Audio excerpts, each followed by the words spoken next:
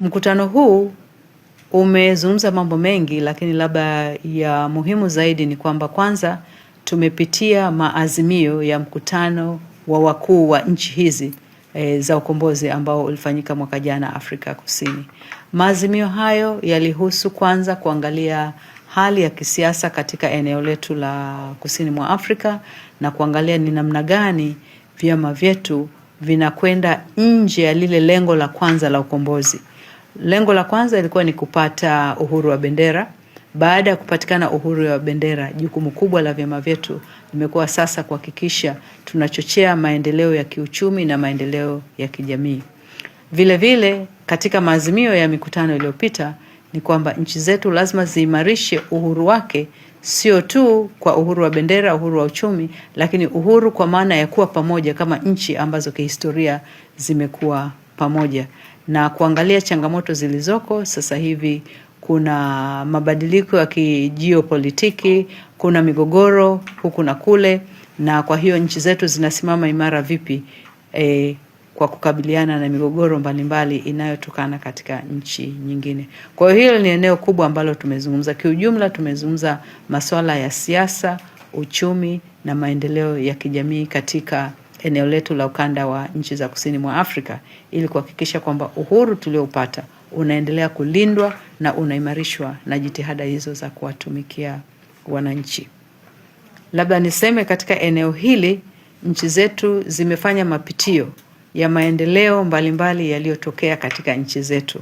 Tumezungumzia kwa mfano kwa upande sisi wa CCM tumezungumzia jitihada zilizofanywa za kuendeleza miundombinu, kuimarisha huduma za jamii na kuweka mikakati ya kujenga uchumi stahimilivu, ikiwa ni pamoja na kukabiliana na mabadiliko ya tabia nchi. Hayo ni maeneo ambayo CCM tumeyazungumzia kwamba yanakwenda sambamba na uhuru ule tuliopata miaka kadhaa iliyokwisha, kwamba sasa ni wakati wa kuimarisha umadhubuti wa jitihada zetu tulizofanya za kujipatia uhuru kwa upande wetu CCM, lakini kwa upande wa nchi nyingine. Wenzetu wa vyama vingine wamezungumzia changamoto za ajira kwa vijana, wamezungumzia haja ya kuendelea kuweka mikakati madhubuti ya kuangalia changamoto ambazo zinawahusu sana vijana ambao wanakuwa ni sehemu kubwa ya jamii zetu, na hili limeonekana katika nchi zote hizo ambazo tumezungumzia kupitia vyama hivyo vya siasa. Lakini pia wamezungumzia mabadiliko ya tabia nchi. Wenzetu wa Msumbiji wamekuwa wakikumbwa mara kwa mara na vimbunga na mafuriko. Kwa hiyo ni eneo ambalo tunazungumzia kama vyama kwamba kwanza wameshukuru wakati wa matatizo yao tulikuwa pamoja, lakini pili imeonekana na sisi tuendelee kuwekeza katika zile shughuli ambazo zinazingatia mabadiliko ya tabia nchi.